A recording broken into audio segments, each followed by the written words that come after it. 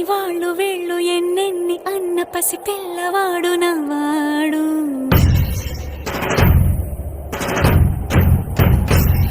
విడుముండోడు అని ఊరు వాడ అనుకున్న గాని మహారాజు నాకు నవ్వాడు.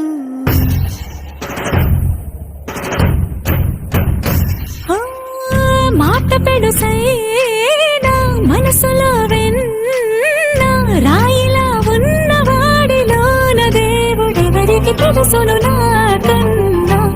సూసేకి అగ్గిరవ్వ మాదిరే ఉంటాడే